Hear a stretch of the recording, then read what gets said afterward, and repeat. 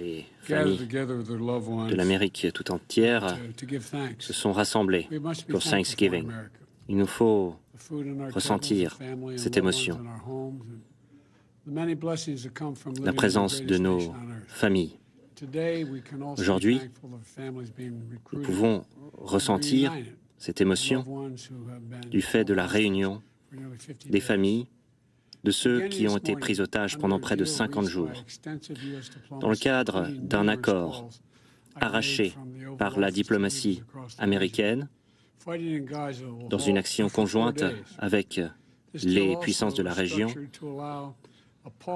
les otages ont pu rentrer chez eux. D'autres vont suivre. Un total de 50 otages. J'ai travaillé avec mon équipe dès le départ pour mettre en œuvre cet accord. Ce n'est qu'un début. Tout se passe bien pour l'instant. 13 otages israéliens ont été libérés, notamment une vieille dame et une petite fille de 6 ans. Des ressortissants thaïlandais et philippins ont également été libérés. Tous ces otages ont vécu l'indicible. Ce n'est que le début du soin de leur plaie. Nous voyons très clairement le traumatisme dont ont souffert ces enfants. Nous pensons à eux. Aujourd'hui, elle était le fruit de beaucoup de travail. Dès le début de ces attaques, j'ai commencé à travailler pour la libération des otages. À la fin octobre, 2 femmes américaines ont été libérées. J'ai constamment demandé une trêve dans les combats pour permettre à l'aide humanitaire d'atteindre Gaza et pour faciliter la libération des otages. Ces dernières semaines, j'ai dit à plusieurs fois, j'ai parlé au président de l'Égypte et à M. Netanyahou. Pour sceller cet accord, j'aimerais les remercier pour leur contribution. J'ai parlé à M. El-Sisi et au Premier ministre Netanyahou plus tard pour confirmer cet accord. La libération d'aujourd'hui n'est que le début. D'autres seront libérés demain et le surlendemain. Ces prochains jours, des dizaines d'otages vont retrouver leurs familles. Il y en a d'autres qui sont encore entre les mains du Hamas. Nous travaillons à les libérer. Des ressortissants américains notamment, un enfant de moins de 2 ans, nous continuerons à travailler pour les libérer.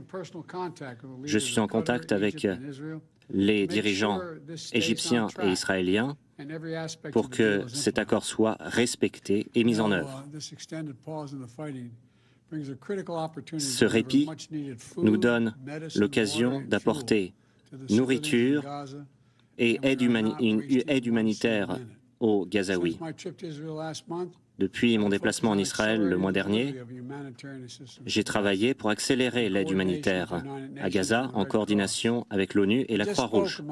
Je viens de parler avec mon envoyé spécial au Moyen-Orient.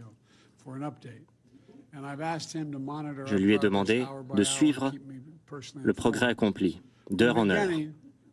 Dès le départ, nous avons mis en œuvre des mécanismes pour éviter que le Hamas détourne ses ravitaillements et poursuivons ces actions pour être sûrs que les vulnérables soient aidés.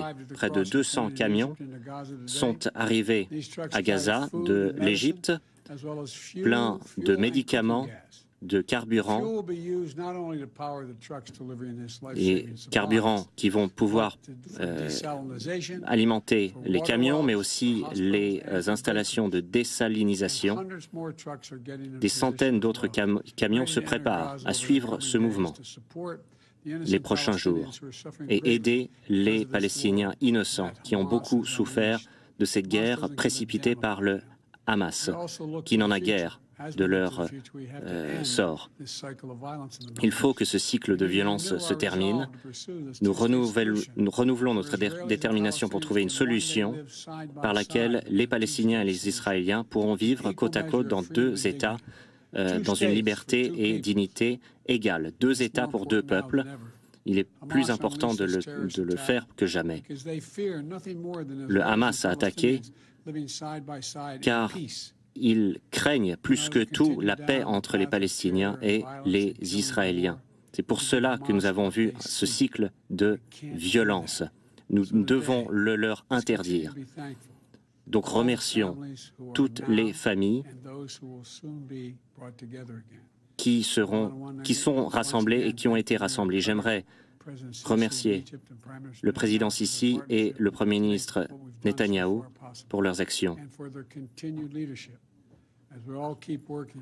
Merci à eux, alors que nous travaillons encore pour mettre en œuvre cet accord. Ces prochains jours, je continue de travailler avec les dirigeants du Moyen-Orient pour bâtir un meilleur avenir pour l'avenir. Un avenir dans lequel cette violence est impensable.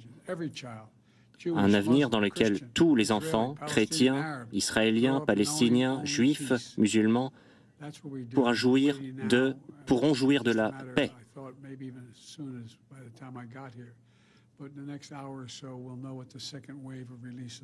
Dans quelques heures, il y aura une deuxième vague de libération. Merci encore de m'avoir écouté. Je répondrai à vos questions.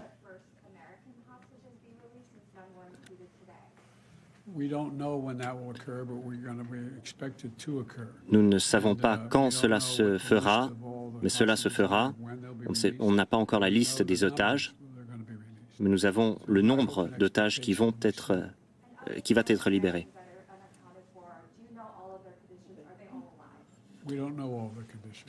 On ne connaît pas les conditions.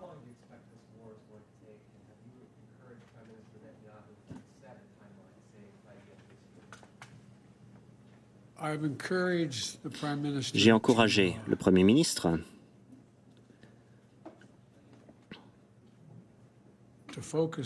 à travailler et faire de son mieux pour éviter les pertes civiles alors qu'il essaye d'éliminer le Hamas, une cible légitime. C'est chose difficile, cela prendra du temps, mais j'espère que le monde arabe exercera des pressions sur toutes les parties pour faire en sorte que la guerre se termine. Nous avons de véritables chances.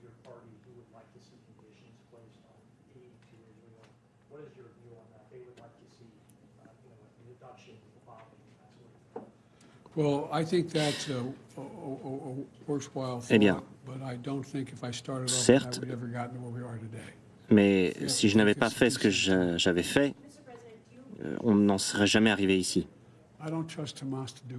Je ne fais pas confiance, pas du tout, au Hamas. J'espère qu'ils répondront à la pression.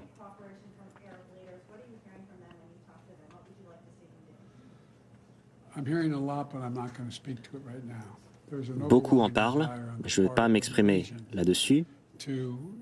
D'aucuns dans la région...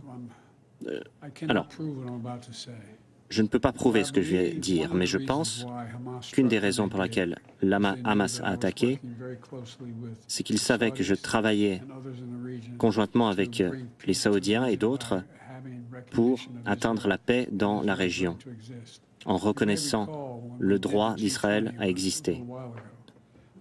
Nous l'avons reconnu dans une résolution du G20 il y a quelque temps. Nous avons annoncé que nous allions bâtir un chemin de fer de Riyad et dans la région. Et des pipelines également. Cela a suscité beaucoup d'engouement.